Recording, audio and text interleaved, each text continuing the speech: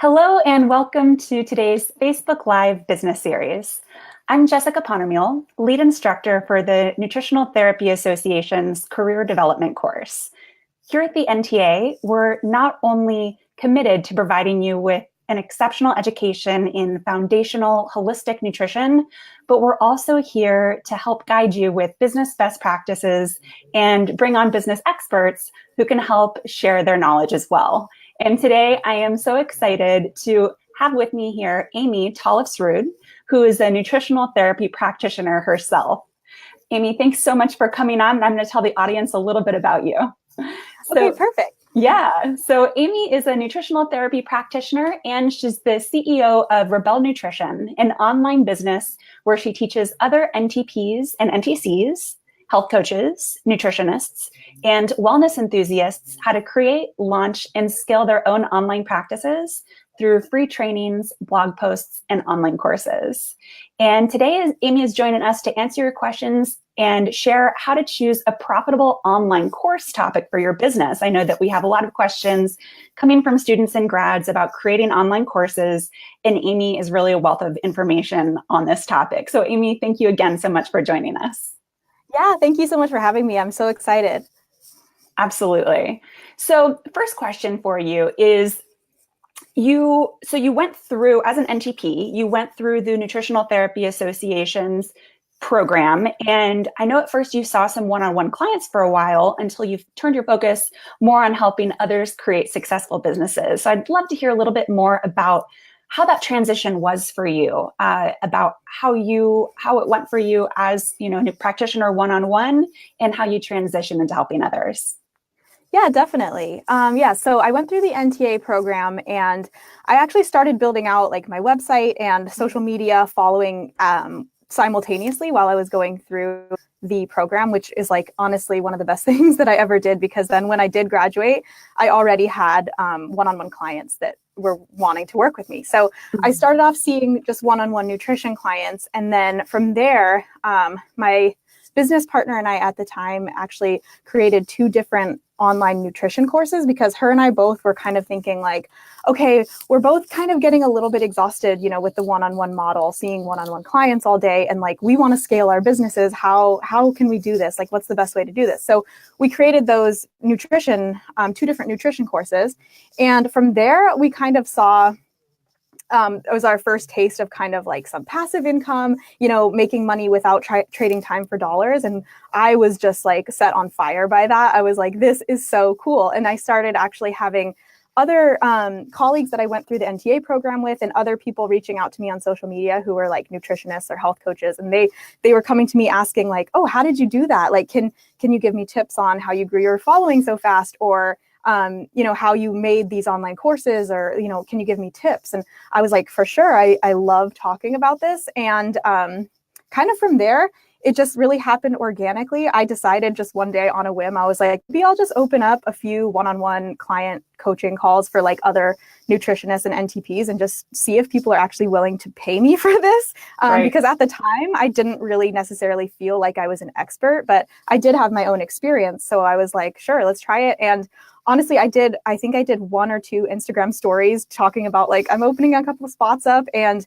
they were filled up within a couple days. So I was like, okay, I'm really on to something here. So that's kind of how it all started. Yeah, totally makes sense.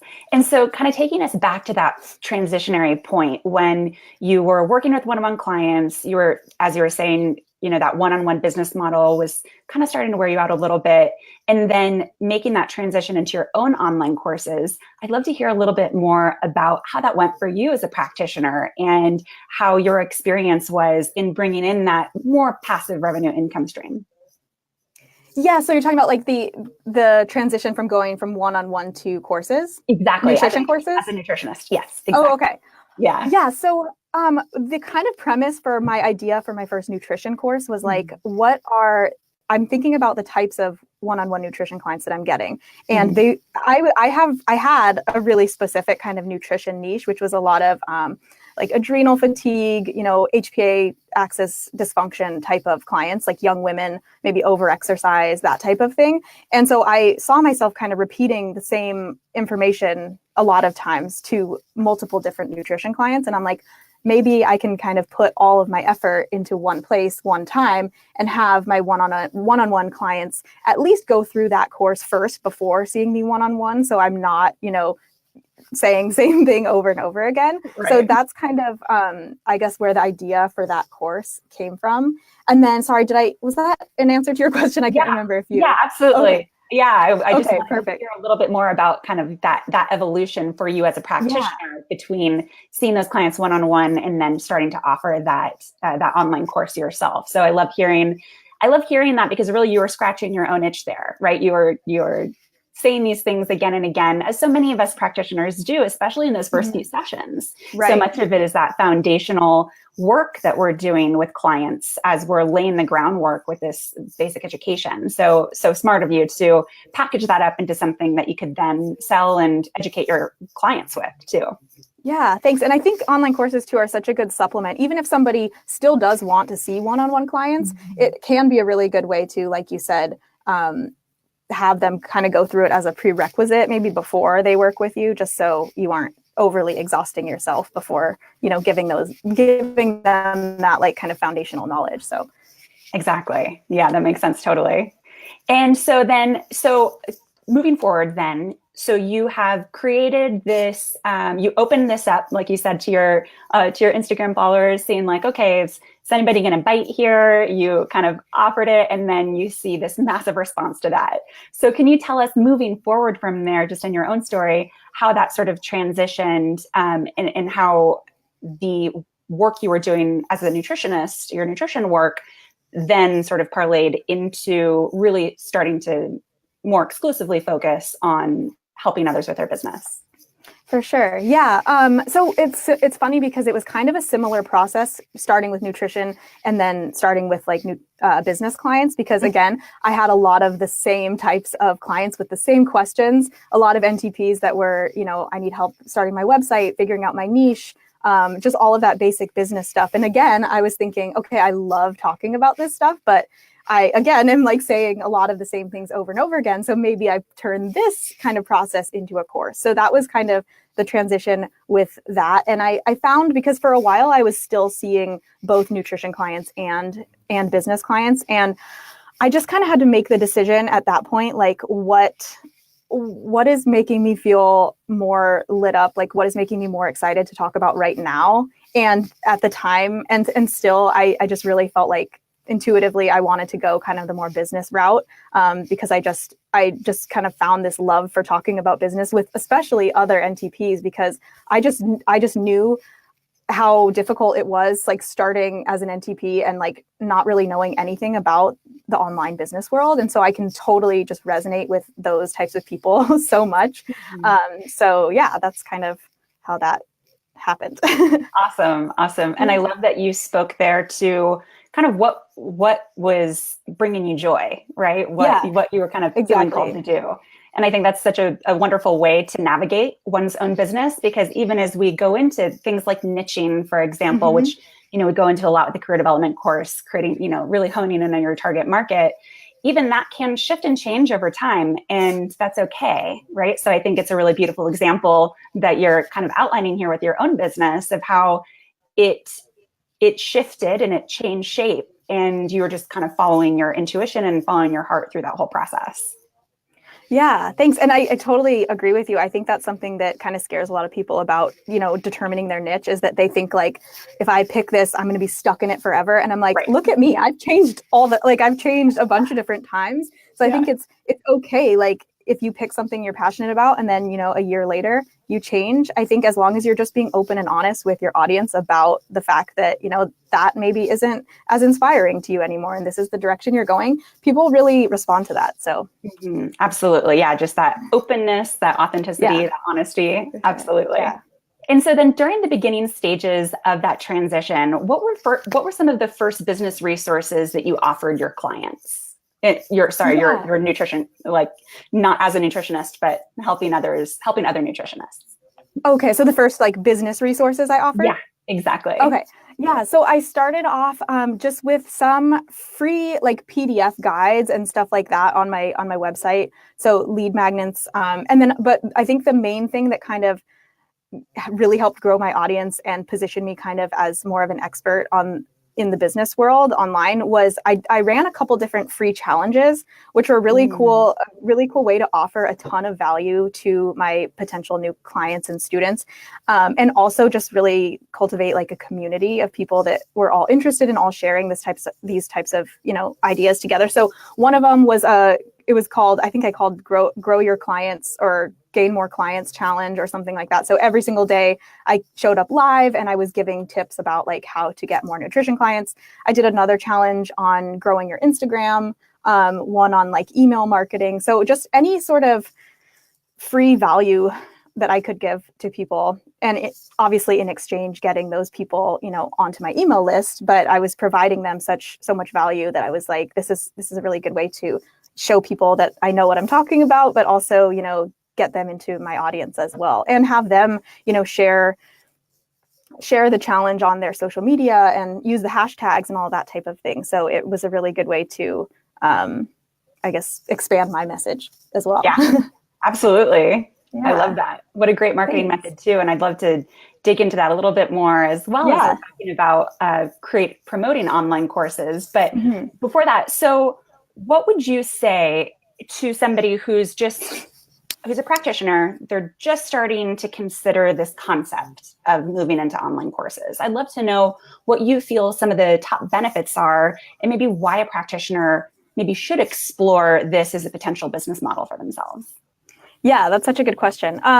So I think anybody who, like I said, even if you still do want to see one-on-one clients, that's great. I think online courses can still be a part of your business model. If right now you're feeling like maybe you are a little bit more introverted and you're feeling a little bit drained by seeing, back-to-back one-on-one clients, or you want a little bit more freedom in your schedule. So you want to be generating money, without trading time for dollars. I think that's one of the main benefits of online courses, as well as the ability to just work from wherever. I mean, for me, that I think is the biggest perk of online courses is that I love traveling. I've actually been traveling for like the past 8 months, and I've been able to, run my business and create new courses while I've been traveling. So I think that's, not that you can't do that with one-on-one clients when you're seeing them via Skype, but I think it's more of the like passive income type of model that is really helpful. And if you have one-on-one clients and online courses, that's, multiple revenue streams. I think it's just a really smart business model for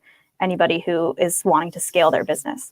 Absolutely. And as you mentioned at the beginning of the call, that really laying down that foundational groundwork of education too, saving you time and things like this. Yeah, so I love definitely.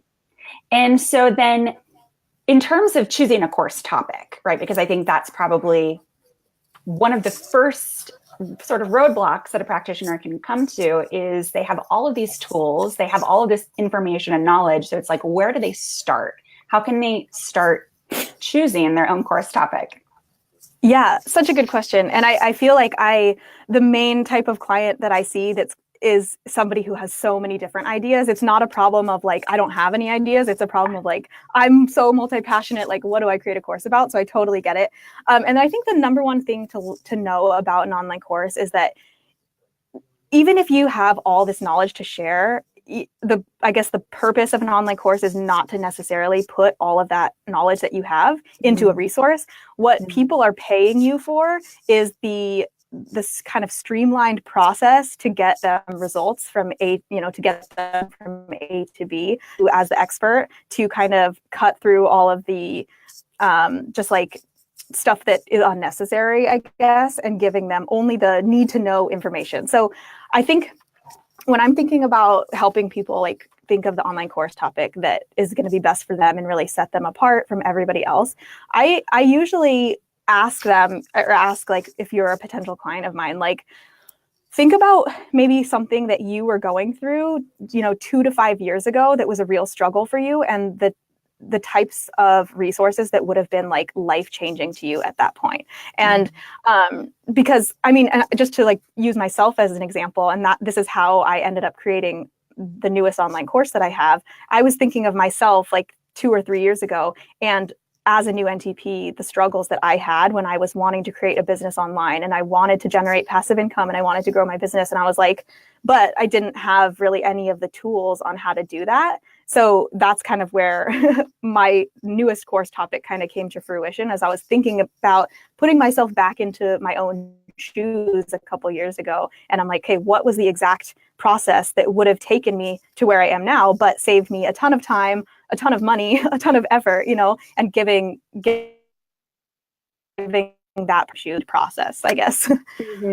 Such great advice. I love how you really are talking about that distillation of really honing in on exactly one sort of specific thing that people can help each other with, as opposed to, because I know we as practitioners can sometimes have the propensity to fire hose information, right? Because we have so much of it and we're so passionate about helping people that it's so easy to want to just share everything. But really, by distilling, like you're talking about, and really honing in on focusing on those few streamlined key things, we can be so much more effective in really producing results that our clients are looking for. Absolutely. Yeah. And if you can kind of just focus mostly on what is the end result. And if you, as somebody who's thinking of creating a course, can't really pinpoint what the end result is, it definitely needs to be streamlined a little bit more, because it's just going to help you with your marketing and the way that you talk about it so much more if you can paint the picture.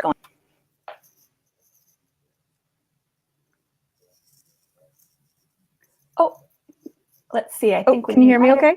There we go. Okay. Sorry. I think I lost you for just a sec, but no, I think we got you back now. Okay, great. Okay, good. Awesome. So then, so another question that we often encounter with online course building is sort of that technical aspect of it that can be kind of overwhelming to practitioners. So I'd love to hear kind of a overview of how you would encourage people to kind of go about wrapping their heads around how to actually execute this. Yeah, so like the actual course creation or like the selling portion? Right, the course creation first. Yeah. Course creation first. Yeah. So I think I have like two main kind of tips. One is mindset related and one is strategy related. So in terms of mindset, I think because so many of us, especially as like people in the wellness world, I think kind of encounter this imposter syndrome. Like, who am I to be teaching XYZ? Like, I'm not Chris Kresser yet, so I can't talk about, whatever. So I think the number one mindset hurdle to kind of try and work on and get over if you're thinking about creating a course is that just know that you don't have to be like the world's number one expert on a topic in order to help people achieve results. And I think that was something that I ran into a lot. I was like, who am I to be teaching, business when there's so many other bigger names out there who know way more than I do? You know what I mean? So just know that you can help people as long as you are a couple steps ahead of where your ideal audience is right now. You totally have the tools that you need to get them results and to help them. The other kind of more strategy-based tip that I have is maybe if you're thinking about creating a course and you have a topic in mind, is to test out that topic and kind of see what your audience thinks about it. So a couple of ways that you could do this would be to create some sort of freebie on your website that is related to your course topic. So let's say you are thinking about creating a course on how to heal acne or something like that. You could create a PDF, just a simple PDF, maybe that's giving a couple different recommendations for healing acne. And if your audience is really into that and you have a lot of opt-ins, that could be, a good way to kind of validate that your course topic has some legs and might do really well. Another way, like I said too, is you can open up a few like limited maybe coaching spots or something like that, where you're talking one-on-one specifically to clients about the same topic that your course is going to be on, and see if people are actually willing to, pay you for those one-on-one client consultations, because that's another good way to really validate that your course topic is a good idea and is going to do really well. So. Oh, Amie, that's such gold advice, such valuable advice. Absolutely. It's like that validation step so many of us miss beforehand, right? But simply by doing a little bit of that recon beforehand and validating that idea can save you from spending all of this time in the actual build out of the course. Whereas, if you had validated the idea a little more thoroughly beforehand, and then that step can probably also allow you to tweak it a little bit, right? Like if you are getting certain feedback from those initial validation steps. Absolutely. Yeah. It's so important to like talk to somebody who's going to be your ideal client as well, and kind of know exactly what they're struggling with. And yeah, I completely agree. Yes. And I just actually want to repeat that last thing that you said, is it being important to talk to who is actually your ideal client to get what their struggles are, right? Because just that piece of advice alone, not only with online courses, but even in the one-on-one programs you develop, that is such a valuable tool in allowing you to really craft your marketing messages, right? It really allows you to speak their language and to use the phrases and the terms that they're using, and to really kind of get in their shoes with what it is that they're dealing with, so that you can craft a program, craft a service, and also really convey it in a way that speaks so clearly to that ideal client. And I would imagine, Amie, that this would really tie back into choosing that online course topic as well, right? Absolutely. Yeah, definitely. And would you give any tips in terms of how, in those sort of customer conversations or those potential client conversations, that you could recommend either questions to ask, or how you might find a valuable course topic, it sort of in navigating it with those preliminary validation steps that you're going through?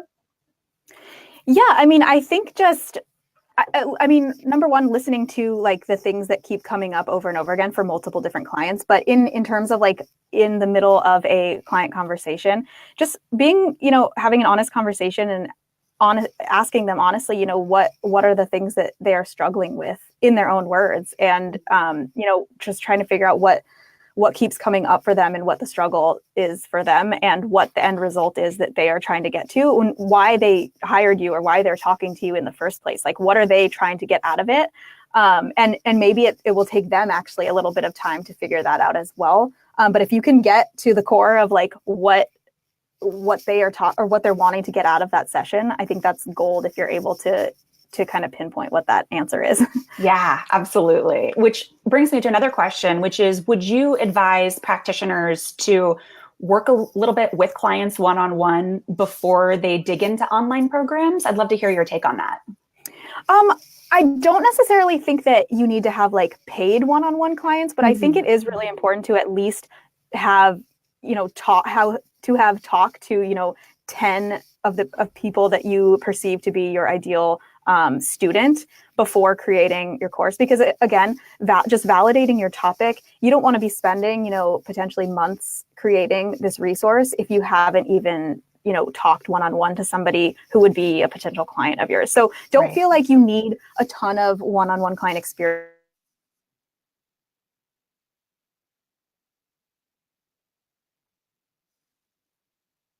Sending you direct messages on Instagram that you're talking about it with them, or they're sending you emails about it. I mean, those still count too.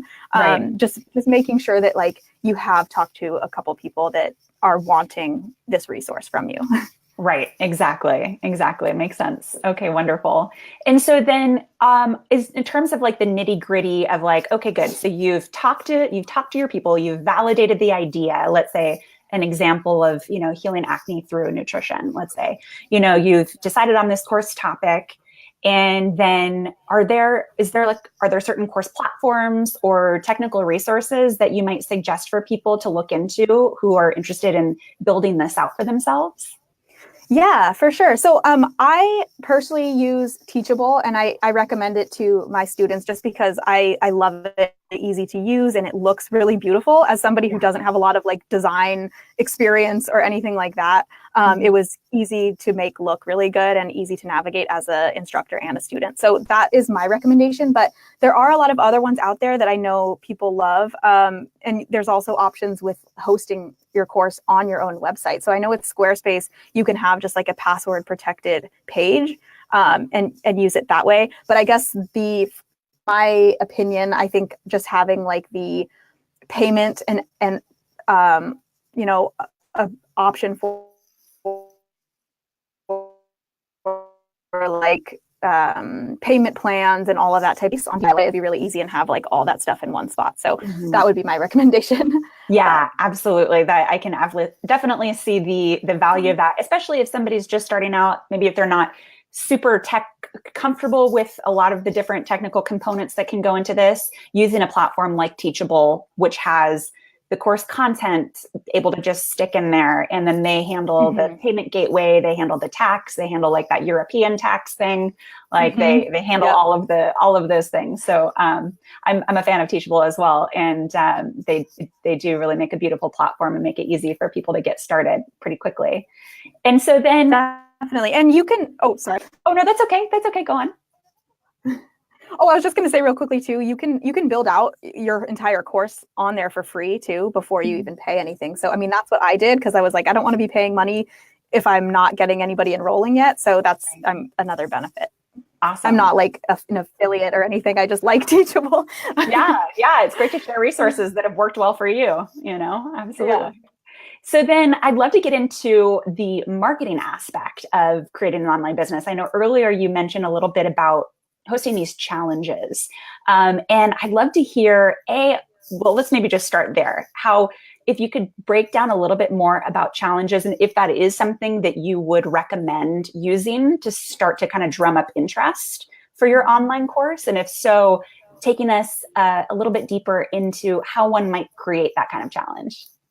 Yeah, so there are a lot of moving pieces with a challenge. So I would definitely say it's an amazing way to kind of start positioning yourself as an expert and growing your audience really quickly, because it's so viral. If you have if you're offering good content and you're offering like, use my hashtag, you're telling people to share the content on their social media, it's a really good way to like reach a ton of people without having to pay for ads or anything like that. So I definitely recommend challenges to anybody who, even if you don't have like a paid product yet, you just want to kind of position yourself as an expert on a certain topic, host a free challenge. That's a really good way to do it.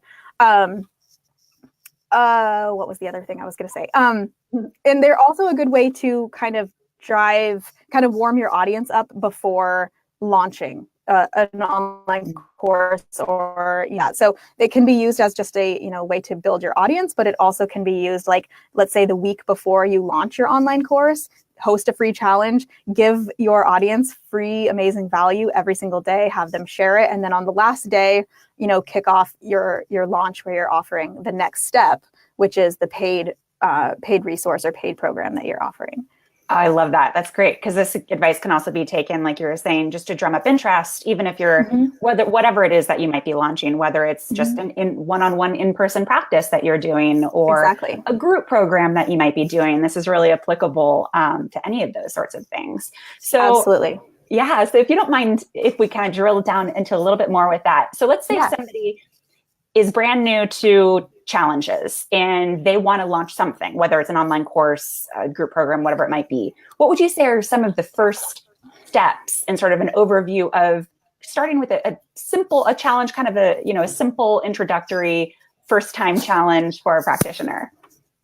Yeah. So again, thinking about what the end result of whatever your challenge is going to be. So obviously the difference between your free challenge and your paid offering is the full, your full plan or your full protocol. Whereas the free challenge is just going to be like, you want to give them something that's going to help them achieve, one small piece of the puzzle, but you're not giving them the entire thing for free, because then otherwise obviously they're not going to need your paid program or whatever it is. Sure. So I think that's a good place to start when it comes to like thinking of the idea for your challenge. But another really important thing that I want to drive home about like challenges is that you don't just want all of these people to be sharing, viral sharing about your course or your free challenge. You want to be getting those people onto your email list as well. So for example, what I've done with all of my free challenges is you have to have those people, well, you don't have to, but I recommend having those people opt into your email list to opt into the challenge. So you could create like a landing page that's saying, sign up for the free challenge, where you're going to get all of the course materials, the graphics, all of this. And you could just create a landing page and have them opt in there, and then they're, part of the challenge, but then they're also on your email list. So you can continue to interact with them via email marketing that way, because I think that's super important. I mean, you could just do like a free challenge on Instagram, but the thing is, if you get, hundreds of people joining your free challenge, but they're not getting onto your email list, you could potentially, lose them forever after that, and they could be your ideal student or client. So it's really important to also get all of those people onto your email list as well. Yeah, that totally makes sense. So like if you're, for example, then announcing the challenge on your social media, you would then also have like a call to action, I would suppose, to say, if you want to be part of the challenge, sign up here, right? And you would basically give people a link to your email address, email sign up form. Am I tracking with that? Yeah, exactly. And make it enticing for them. Maybe you're giving them some sort of freebie before even the challenge starts that is really enticing them to get onto your email list. Because just joining an email list in its own isn't super exciting to me. Sure. And I don't think it is to most people. So maybe you're promoting like, you're going to get my free PDF on something related to the challenge, or you're going to get free graphics to use every day of the challenge or something like that. Mm-hmm. Awesome. I love that. Okay, great. So we've established a challenge as one way that somebody can promote their online course. I'd love to hear about any other marketing methods that you'd suggest a new practitioner or somebody just getting into these online course creation and marketing. What would you suggest that they do to help market their online course? Yeah, well, definitely. And I think the number one thing I would say is don't feel like you have to have I think a lot of people kind of have this misconception that you need to be using like paid advertisements in order to have a big successful launch. And that's totally not true. So number one, just don't feel like you need to have all of those things. You can totally have a successful launch just by doing like organic marketing strategies like a free challenge. So I just wanted to say that. First of all, the second one, again, make sure you're driving traffic to your email list and you're growing your email list. I think email marketing is still like so underrated. It's such a important part of any sort of launch or sales marketing strategy. Yeah. So whether you're launching, that you're opening up one-on-one client sessions or you're launching an online course, I think having some sort of launch strategy that includes, maybe 7 to 10 different marketing emails that you're sending out over the course of the week to remind people, and also having some sort of urgency built into that launch period. So whether that's like the doors are closing this day, or there's some sort of bonus if you enroll in the next hour, things like that. That urgency is so important to get people off the fence and into, either your one-on-one client session or into your course. What was the other thing I was going to say about that? One thing I was going to say to you about the email marketing is that you probably are going to feel a little bit annoying. Like that's one tip that I give to people is like, yeah, you don't want to be spamming your audience, but at the same time, most people need multiple reminders. Even if they're really interested in your course, if you only send out one email, they probably aren't going to bite. So I think just being really consistent and not giving up and just kind of like riding out, that 7 to 10 days of your launch period. I think those were a lot of my tips. Awesome. Really great tips. And also I love that you called out the fact that, you might feel annoying, or it might feel a little bit hard to communicate that much, especially I think as practitioners, we tend to be very conscious and aware of not wanting to be too pushy or too salesy. So I think among us as holistic health practitioners, I think generally speaking, tend to err on the side of under communicating or not wanting to be pushy, right? But like you're saying, as in your experience, if you just send out that one email promoting the course, you're probably not going to get the kind of results that you could have received had you stepped out of your comfort zone just a little bit and communicated more frequently. Absolutely. And I think one of the ways to kind of get over that fear a little bit, because I totally understand it, is just in your email sequence, or if you're doing like a live training during a launch or something like that, is to lead in with the value first and then the sale. So even every single email of your launch, you can be still providing some sort of value to the person that's reading it. And so it's not just like buy now, buy now, buy now, but you're giving them something, and then you're reminding them, this is when the doors close, or this is how you enroll, this is where you can learn more, things like that. Absolutely. Awesome.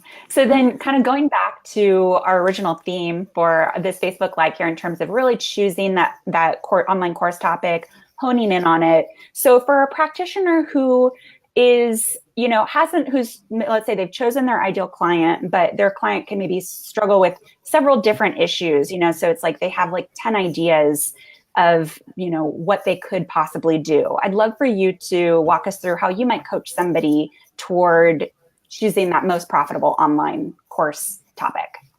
Yeah.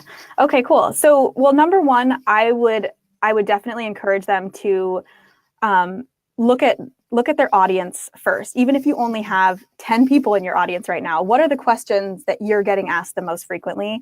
What are the things that people are coming to you for, your input on? I think listening to what your audience wants is so important. And it doesn't matter if you have 10 people or 10,000 people in your audience. There are probably still people in your life that are asking you for your expertise or asking you questions, things like that. So I think looking at that first and foremost, and then after that, I really kind of take an intuitive, I guess, approach to this is like, well, what do you actually want to be creating? What do you actually want? Because I think that so creating a course, let's say, on something just because you think it's what your audience wants or just because you think it's going to be profitable, there's not going to be the heart in it. And I think that it's so your audience is going to be able to smell that a mile away if it's something that you aren't really that passionate about. So I always like to kind of hone in with my clients, like, what is it that actually lights you up? Because you're going to put so much more passion and like love into that, whatever it is that you're creating, and people can tell. Yeah, absolutely. Such good advice. Oh, thanks. Yeah, absolutely. So we have some questions coming in the comment section, and cool. I wanted to hop over to them and make sure we answer them here.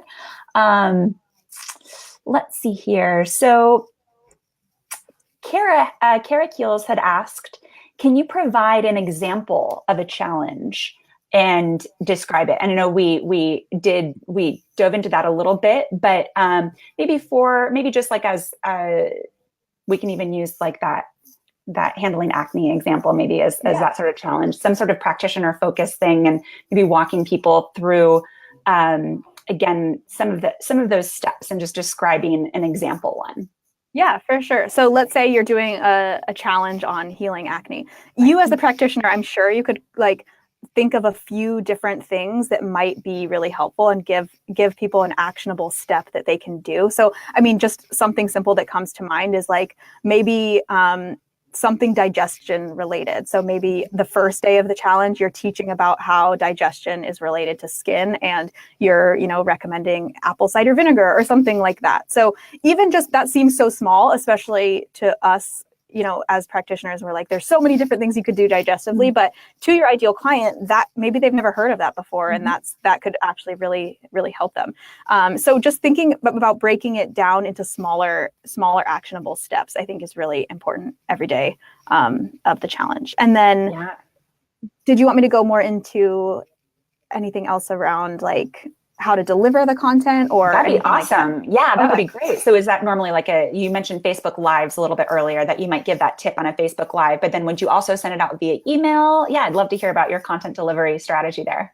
Yeah, so and that's when I said before, like there's a lot of moving parts with a challenge. Right. It's you can kind of make it whatever you want. So I'll just tell you kind of from my experience what I've done, and it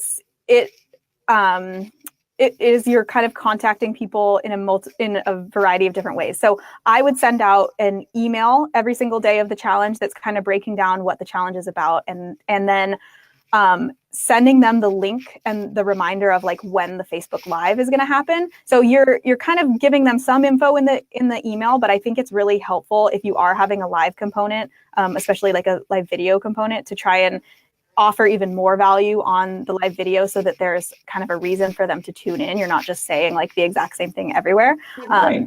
And being on video is just such an amazing way to like really connect with your audience really quickly too. So I think that is really helpful. And you could do that on Facebook Live. You could do it on Instagram Live. You could do it on YouTube, whatever, platform you like. And then in terms of like the viral sharing, that's kind of what I like to use Instagram for. So for me personally, I would do like Facebook, email marketing, and Instagram, but I know that sounds like a lot. So totally, if you are just getting started, I would say maybe just try and do email marketing and then like one social media platform. So you're not totally exhausting yourself. Great. And would you suggest like a 5-day series for a challenge? Yeah, I think 3 to 5 days.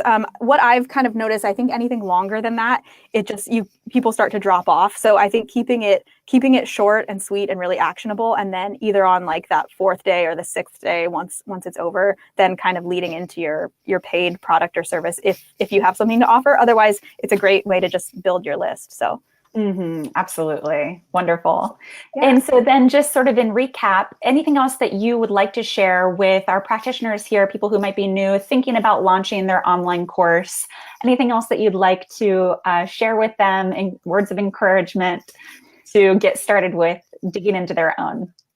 Yeah, definitely. So many, and it's so hard because I feel like I so understand the people that are like, I don't know enough. I feel like this is such a big undertaking, and I've totally been there, so I get it. But I think just knowing that, like I said before, you don't have to be like the world's #1 expert to get your clients results and help people achieve the results that they're looking for and make a really big impact. I mean, I think that's the coolest thing about online courses is that you're able to reach so many more people than you ever could seeing one-on-one clients. So if you're somebody like me who like really has a bigger vision and really wants to like make a change, you're really able to do that using an online course as your platform. So I think that's something to really remember. And then, I guess the only other thing I was going to say too is I have, and you said this was okay to kind of promote, absolutely. but I do have another live training tonight, my time. So I think I'm like 12 hours ahead of where everyone watching is, but I have another live training today and then 2 more next week that's all about online courses and how to create one that sells. So if you guys are interested in learning more about that, maybe we can link to it like in the comments or something. Awesome. Yeah, definitely. We can definitely drop it in the comments. And Cool. For our viewers here too, if there's any other questions that you have for Amie, you are welcome to drop them in here now while we're still on, or if they, occur to you as we're closing here, you can drop them in the comments. And I'm sure, Amie, you wouldn't mind sticking around for a few minutes and typing in your responses into the comment area as well. Yeah. So you guys have, if you're watching this after we're done too, I can come back and answer them. So right. No worries. Awesome. Yeah. Okay, great. Well, Amie, thank you so much. I just so appreciate your time and coming here and hanging out with us and chatting with us about online course creation, why they can be helpful for practitioners, both who are wanting to just add them to their one-on-one practice, or maybe those practitioners who want to move into online course creation exclusively. It sounds like it's a really wonderful additional revenue stream that any sort of practitioner can bring in, whether they do want to go fully online or want to really still focus on that one-on-one business model. So just thank you again so much for sharing your wisdom and tips with us. And thank you all for tuning in. Yeah, thank you guys so much. This was awesome. Awesome. Have a great night. Bye-bye. Bye.